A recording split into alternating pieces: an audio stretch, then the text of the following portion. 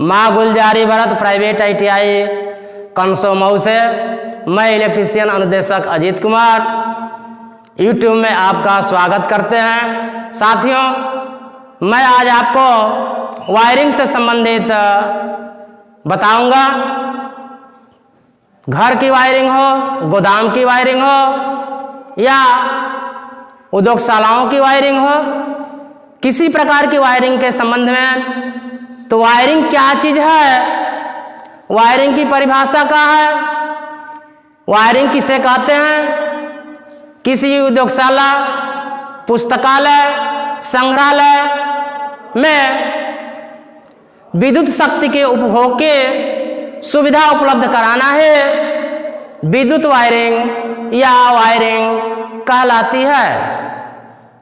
Wiring की दो प्रणालियां हैं, एक है ट्री प्रणाली और दूसरी है डिस्ट्रीब्यूशन बॉक्स प्रणाली। साथियों, ट्री प्रणाली में जैसा कि नाम से ही विदित है,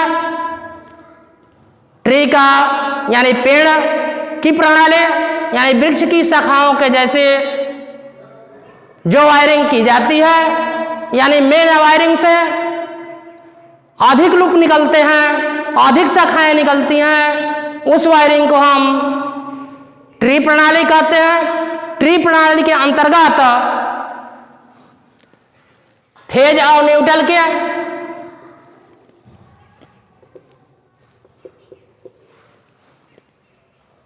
फेज और न्यूट्रल स्थापित किए जाते हैं और इससे किसी भी दिशा में वायरिंग की स्थापना की जाती है।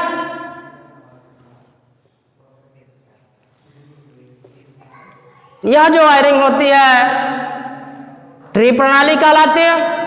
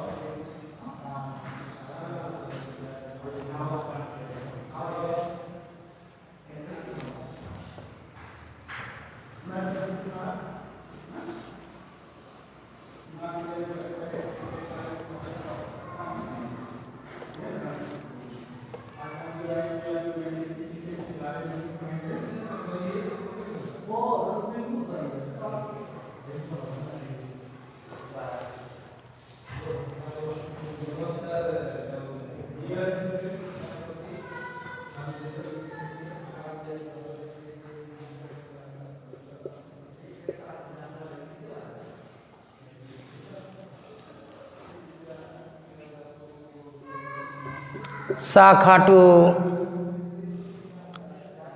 शाखा 3,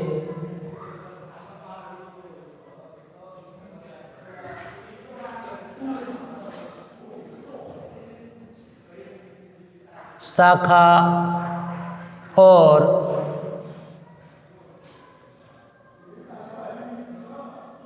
शाखा 5।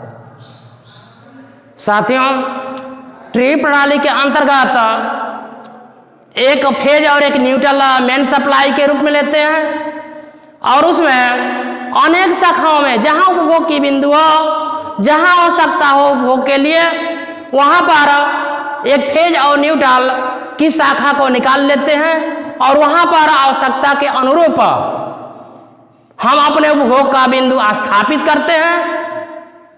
ठीक उसी प्रकार सभी शाखाओं से उपभोग की बिंदु की स्थापना हम कर लेते हैं और यह जो प्रणाली कहलाती है ट्री प्रणाली कहलाती है। और ट्री प्रणाली का उपयोग अस्थायी रूप की वायरिंग के लिए की जाती है, जैसे मेलों में चार मीनारों में आदि में इस शाखा का उपयोग किया जाता है, यानी यह वायरिंग अस्थायी वायरिंग कहलाती है। तो वायरिंग की यह प्रणाली जो होती है ट्री प्रणाली कहलाती है।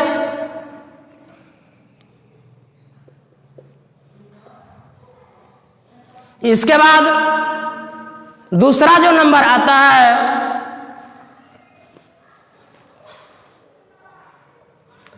डिस्ट्रीब्यूशन बॉक्स प्रणाली। डिस्ट्रीब्यूशन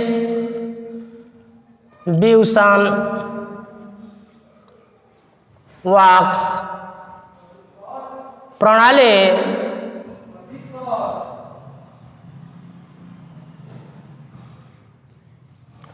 इस प्रणाली के अंतर्गत अस्थायी रूप से वायरिंग की जाती है, अस्थायी रूप से वायरिंग की जाती है, अस्थायी रूप से वायरिंग की जाती है, जैसे गोदामों में, भवनों में, उद्योगशालाओं में, स्कूलों में। इस वायरिंग में जैसे आपको यह डिस्ट्रीब्यूशन शब्द आया हुआ है, डिस्ट्रीब्यूशन का अर्थ होता है यानी फ्यूजों का समूह, दो या दो से अधिक फ्यूजों का जो समूह होता है डिस्ट्रीब्यूशन बॉक्स कहलाता। इस डिस्ट्रीब्यूशन बॉक्स के अंतर्गत प्रत्येक शाखा के लिए अलग से फ्यूज की स्थापना करनी पड़ती है। जैसे एक रूम के लिए दो फ्यूज, दूसरे रूम के लिए दो फ्यूज, तीसरे रूम के लिए दो फ्यूज, यानी एक मंजिल में अगर पहले तल में 10 रूम है तो प्रत्येक रूम के लिए दो फ्यूज की स्थापना करेंगे और इस तरह से 10 रूम के लिए 20 फ्यूज की स्थापना होगी। और जिस बॉक्स पर फ्यूज स्थापित किए जाते हैं ये फ्यूजों का समूह होता है, वह जो बॉक्स होता है डिस्ट्रीब्यूशन बॉक्स कहलाता। इसके अंतर्गत इस बात का सुविधा रहता है कि अगर कोई रूम एक बाधित होता है यानी शॉर्ट सर्किट होता है तो दूसरा रूम चलता रहता है, यानी पैरेलल सर्किट के अंतर्गत यह क्रिया होती है। अगर एक ही में किया जाए, एक सर्किट को यानी 10 रूम का सीरीज में कर दिया जाए तो रूम का अगर 10वां रूम बाधित होता है, शॉर्ट सर्किट होता है कोई उपभोग बिंदु, तो 10 रूम बाधित होते हैं। इसलिए सीरीज के अंतर्गत न करके हम पैरेलल सर्किट की स्थापना करते हैं, यानी प्रत्येक रूम के लिए अलग अलग फ्यूजों का समूह लगाते हैं और यह जो प्रणाली होती है डिस्ट्रीब्यूशन बॉक्स प्रणाली कहलाती है। जैसे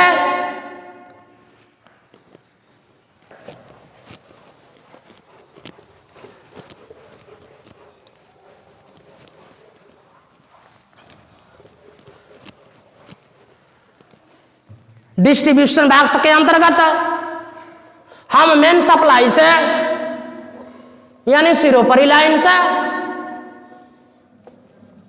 यानी L1, L2, L3 यान से सबसे पहले हम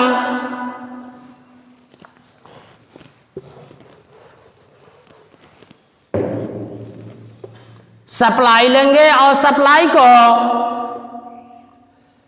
डीपीआईसी में ले आएंगे और डीपीआईसी जो होगा आपका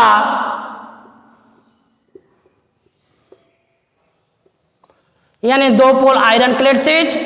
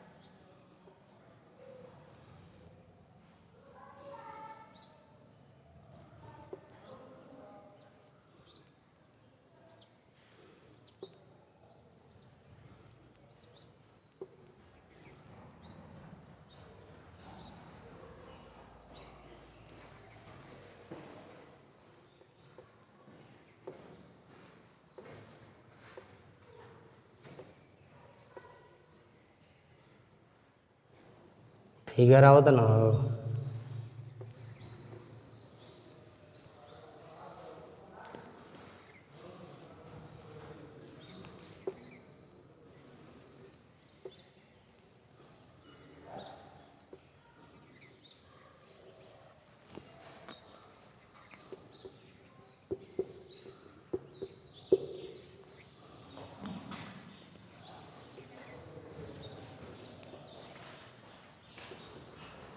दो पोल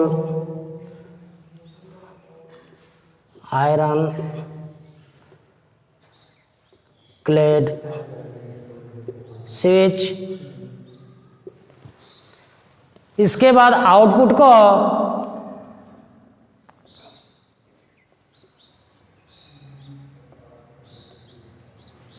डिस्ट्रीब्यूशन बॉक्स में यानी फ्यूजों के समूह में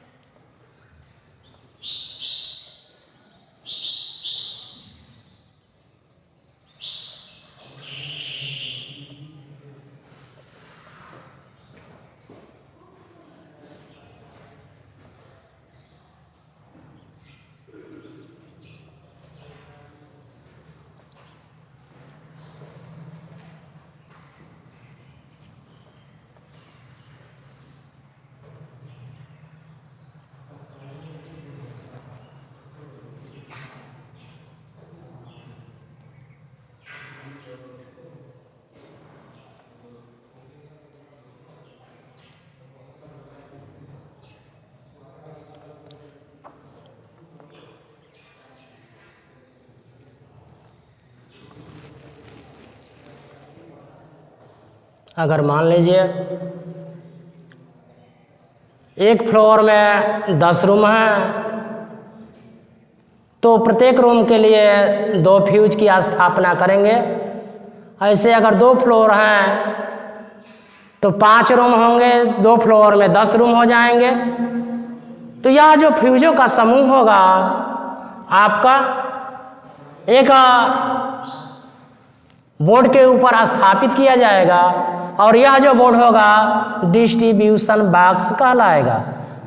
इस डिस्ट्रीब्यूशन बॉक्स के अंतर्गत प्रत्येक रूम को एक फेज और एक न्यूट्रल की आवश्यकता होगी।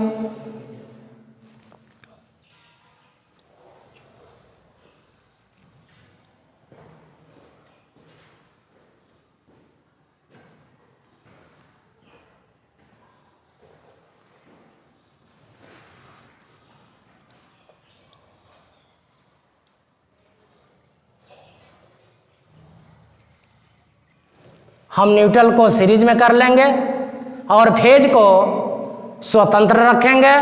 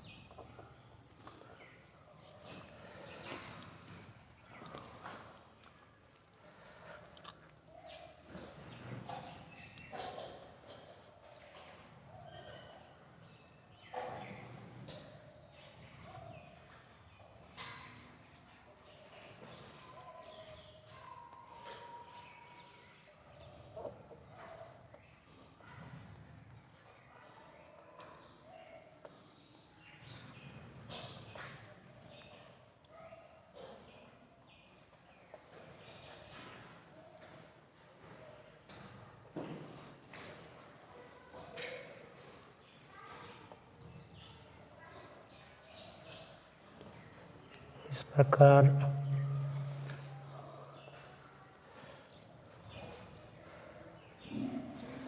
Room number 1,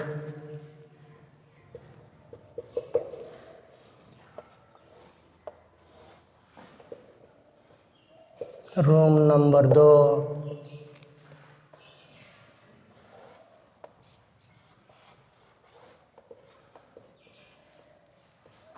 room number 3,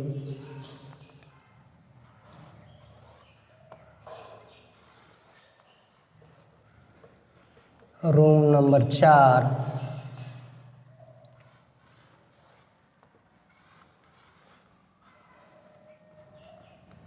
room number 5। ठीक इसी प्रकार room number 6,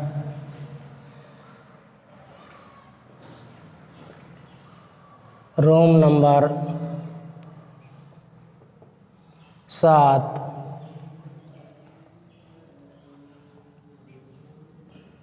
room number 8,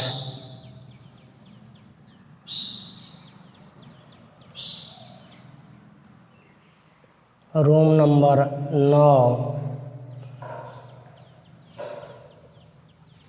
room number 10।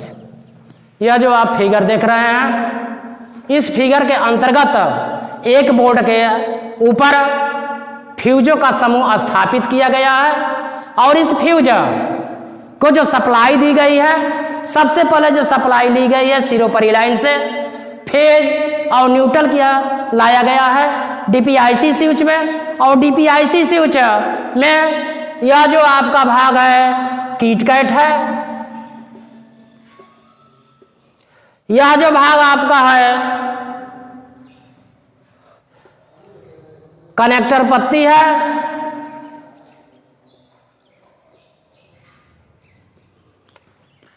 यह जो आपका है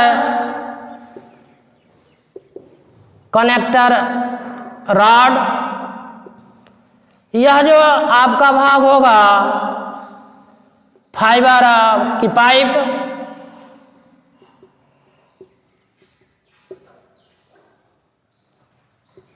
यह जो आपका होगा हैंडल। हैंडल को जब हम ऊपर को लेंगे तो सप्लाई का होगी आउटपुट होगी आवश्यकता के अनुरूप। अगर हमारी आवश्यकता की पूर्ति हो जाती है तो हैंडल को हम चाहें तो नीचे कर लें तो सप्लाई कटेगी, और जब सप्लाई कट जाएगी तो पूरे डिस्ट्रीब्यूशन बॉक्स की जो सप्लाई होगी हमारी कटेगी। अब हैंडल को ऑन करके सबसे पहले हम रूम नंबर 1 यानी सभी में एक साथ सप्लाई जाएगी, और हम चाहें तो रूम नंबर 1 का जो सर्किट होगा बोर्ड होगा उपभोग बिंदु होगी उसकी स्थापना हम कर लेंगे। दूसरे में रूम की स्थापना के लिए हम बोर्ड की स्थापना करेंगे उपभोग बिंदु के लिए। सभी में ऐसे करके 200 रूम के लिए अलग की सर्किट होगी। अगर इस पैनल के अंतर्गत इस डिस्ट्रीब्यूशन बॉक्स के अंतर्गत अगर 10वां रूम शॉर्ट सर्किट होता है किसी कारणवश बाधित होता है तो 9 जो रूम होंगे स्वतंत्र रहेंगे। इसमें कोई आवश्यकता यानी शॉर्ट सर्किट हो या कुछ भी हो बाधित नहीं होगा। तो डिस्ट्रीब्यूशन बॉक्स यही होता है, और इस डिस्ट्रीब्यूशन बॉक्स के अंतर्गत यह प्रणाली अपनाई गई है कि अगर रूम में फ्लोर में कितना हो फ्लोट हो 10 हो 8 हो 5 हो 2 हो 1 हो अलग अलग वायरिंग की जाए। सभी वायरिंग के लिए प्रत्येक रूम के लिए अलग अलग फ्यूज लगाए जाए, और वह जो प्रणाली कहलाती है डिस्ट्रीब्यूशन बॉक्स प्रणाली कहलाती है। बस आज इतना ही तक। अगले पीरियड में हम आपको अगर कोई शॉर्ट सर्किट हो जाता है पहले रूम में से 10वें रूम में, पहले फ्लोर से 10वें फ्लोर तक, तो उसके विषय में बताएंगे कि कैसे हम आसानी से उस शॉर्ट सर्किट को उस जगह को खोज लेंगे जहां पर वह शॉर्ट सर्किट है। इसी के साथ धन्यवाद।